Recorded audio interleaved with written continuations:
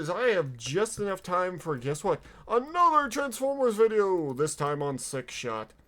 I know you guys want a bunch of different videos for me to do, and I would love if you put those in the comments so I can try and get to them. It's just, as I said before, life has been hitting me hard, and I've not been able to focus on reactions as much as I wish I have.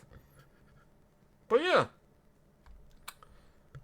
Either way, on a side note besides my wibbling, I unfortunately have not been able to update the Patreon and stuff. Coming home at 8 o'clock at the afternoon makes that kind of hard. But yeah. Oh, I wish I had more gunpowder. But anyway, besides that note, even though I don't have any place to put them, we're going to this Sixshot. From what I know, he's a six changer. He can turn into 6 different things, which is kind of crazy when you think about it for a Transformer. But if it's a more blocky form, I can kind of see how it works. Either way, we're going to learn about Sixshot from Chris McFeely, because he does wonderful, wonderful work.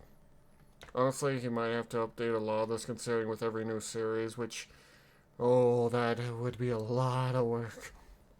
Because let's be honest, they do... Sometimes people are fans of like one certain Transformer and go, well, I want to add this one for a reference. And thankfully, hopefully, Chris McFeely does not do that thing where he updates every time something slightly happens. You know, that would be kind of sad. Anyway. Well, I think he's smarter than that. So, anyway, we're going to go into this. But he does something crazy. It has over 250 videos of Transformers. Dear God, this man does work. So please, please, please, go support him. Go watch his videos before watching mine. If you haven't, what are you doing here? I'm quite serious. How did you find me? Did you get lost in the algorithm? That can happen to people sometimes, you know. Anyway, we're going to head into this. And, yeah. In 1985, the Transformers toy line introduced triple changers. Yeah. Transformers who could convert Blitzwing. between 3 modes, robot and 2 I don't know that different one. vehicle forms. Springer. In 1987, this concept was significantly advanced with the introduction of the bot we're taking a look at in this episode. The very first 6-changer, Sixshot. Sixshot's toy transformed from robot to starfighter, armored car, laser pistol, winged wolf, and tank. The figures... That I can kind of see the... Why is it a winged wolf specifically? I know space fighter. I see that. Tank kind of looks more like an AA turret. Pistol... What? I mean that in terms of... You know what?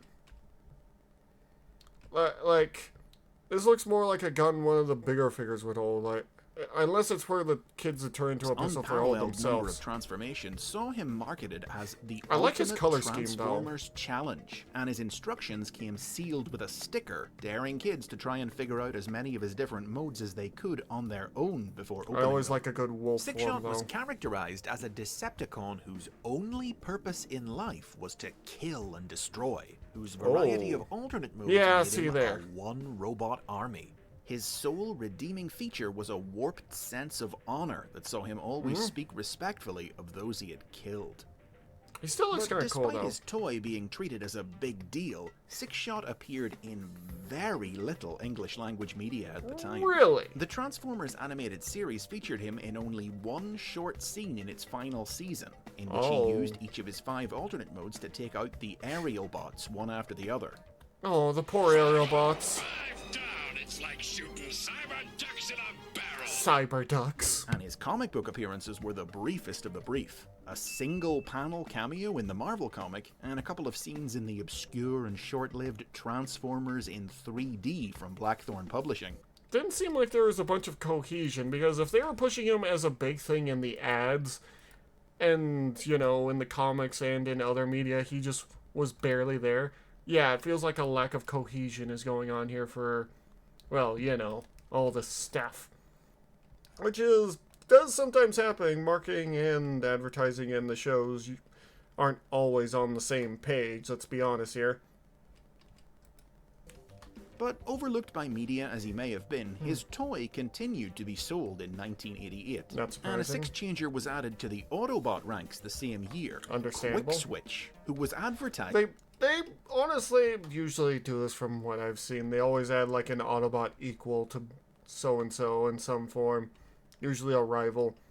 It makes sense because if one kid doesn't like the Decepticons, he's more likely to buy the other toy. At least in my opinion. What do you guys think? Am I crazy with this idea? Or am I seeing something? Sixshot's son. What? Don't ask me how that works. What? Where Sixshot really rose to prominence was in 1987's Japanese original. For those who don't know, me and my friends over on my friend Kai's channel watched like the first 3 episodes of the Headmasters. I just remember Sixshot showing up and shooting Ultra Magnus once saying, "This is my style," and then Ultra Magnus shoots him once saying, "Well, this is my style." It's goofy. Animated series, Transformers: The Headmasters. He was one of the main Decepticon characters in the cartoon and its ancillary media, serving as the commander of the Decepticons' Earth-based forces. The series reimagined Sixshot as a ninja, able to cloak himself in shadow, appear and disappear at will, alter his appearance, and even create duplicates of himself. He frequently clashed with Chrome Dome and the Autobot Headmasters, and was responsible for the deaths of Chrome Dome's friends, Abel and Jack. But his most famous kill was his opposite number, Autobot Earth Commander Ultra Magnus. He killed him? Offline using his secret 7th mode, the Wing Wolf, a form invented for the cartoon which combined the strengths of all his modes into one. Oh, poor Ultra Magnus. But Decepticon Headmaster leader Scorponok didn't trust Sixshot, and eventually he betrayed and abandoned the ninja during a battle in space. That's not surprising. Stranded on the planet Dyra, Sixshot had to work with the Autobots' human friend Daniel Witwicky to fend off the planet's native rock monsters. Isn't Daniel, like, really young in this series for some reason? Like, real young. Spurned by the Decepticons and touched by the boy's kindness, Sixshot chose to help the Autobots in the final battle to stop Scorponok from destroying the Earth. To stop him from destroying the Earth. In 1989, Sixshot's toy was retooled and recolored to create the Autobot six-changer Great Shot. Available only in the Japanese market, he had a rhino mode instead of a wolf. A member of the same ninja clan as Sixshot, the Six Clan, Great Shot was a former criminal turned one. I'm sorry, but Cybertronian ninjas actually having ninja clans is just so silly to me. It's so goofy. I'm like, why would these robot aliens have a concept of ninjas so much so that they have clans of them? It just seems silly to me, and personally speaking. Wandering Samurai, who appeared in a few episodes of the Transformers Victory animated series, Victory, another series Autobots battle his ex-comrades, the Decepticons Blue Bacchus, Black Shadow, and Skyhawk. It doesn't seem like it was intentional, but this criminal past, added to the fact that both characters were voiced by actor Michihiro Ikemizu, led fans to speculate that Great Shot might actually be Sixshot himself, reformed with a new identity. Not that surprising. Either way, that was the last that would be heard of Sixshot for over a decade. His name wouldn't be used in a Transformers series again until 2004's Transformers Energon. But as was common with bots of this time who shared the names of classic characters, Energon Sixshot had no connection to the original. The name didn't even seem particularly relevant to him, as he had only 3 modes: Robot, Tank, and Satellite. As seen in the Energon animated series, Sixshot was an engineer and the younger brother of the Decepticon Shock Blast. While in prison on Cybertron, he learned that Shock Blast had died in battle, and he soon busted out of jail and joined up with Galvatron's Decepticons to seek revenge on the Autobots for his brother's demise. He proved to be an insubordinate little weasel whose pursuit of vengeance caused him to repeatedly disobey orders and foul up Galvatron's schemes, which earned him several punishment beatings. Luckily for Sixshot, Galvatron needed his technical skills enough not to kill him, but eventually Sixshot pushed his luck too far when he attacked Galvatron, and Galvatron, powered up on Super Energon, grew to colossal height and stomped the treacherous Sixshot to death. The original Sixshot, meanwhile, spent the early 2000s once again making small cameo appearances in comic books. Dreamwave Productions did have a bigger role planned for him in their comics, but the company went out of business right after his appearance was teased. There seemed to be a lot of that for them. Like, they had a bunch of big ideas, but, you know, cancellations stop everything. But he would eventually get his chance to shine in IDW Publishing's comic books, which introduced the character in his own Spotlight one-shot in 2006.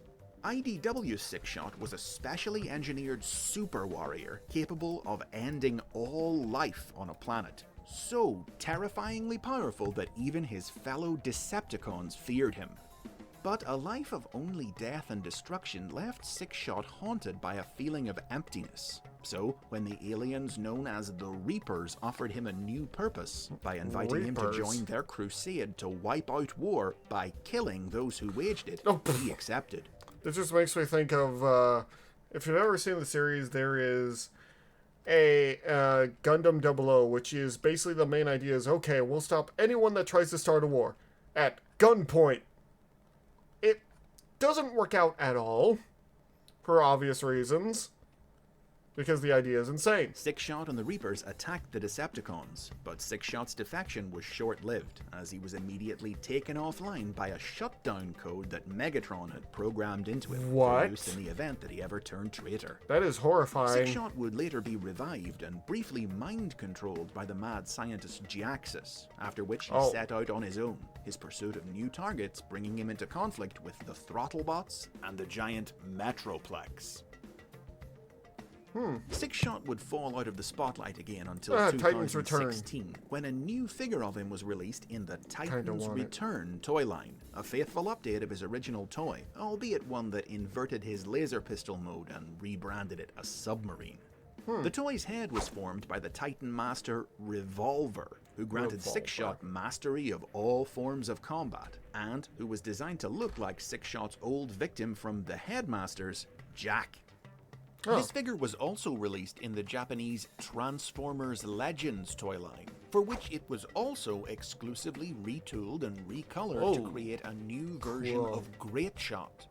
Manga packaged with the figures continued Sixshot's story after the events of the Headmasters, revealing how he came to be targeted by the Six Clan for his crimes. To escape their wrath and atone for his misdeeds, Sixshot faked his death and, with Star Saber's help, joined the Autobots under the new identity of Great Shot, retroactively declaring that that decades-old fan theory was right, and that the two characters were indeed the same bot.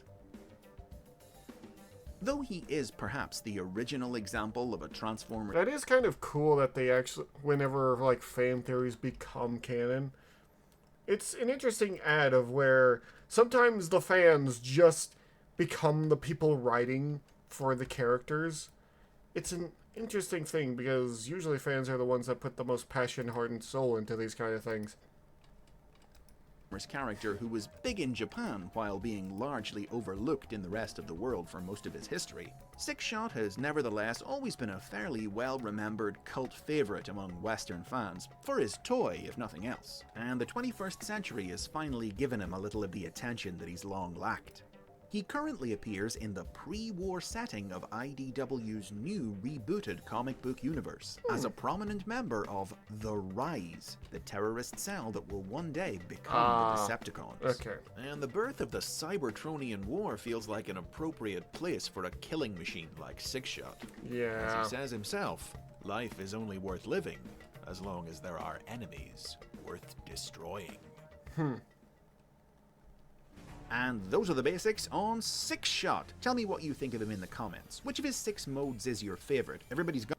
I honestly like the flying wolf mode. Wow, it's surprising. The wolf guy likes the flying wolf mode? What else is he gonna say?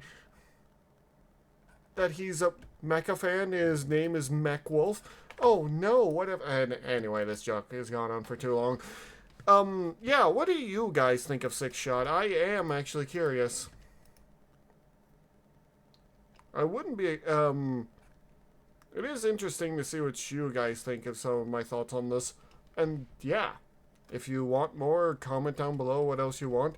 And if you want more of these videos, like, comment, subscribe. It tells me you guys want more. If we get more views, it tells me you guys like a lot more. And yeah, if you want to see someone else react to this stuff, head over to my friend Fables. I do have some of my posts over on my community chat that should show him off. And yeah, I'll see you guys later. Bye, guys.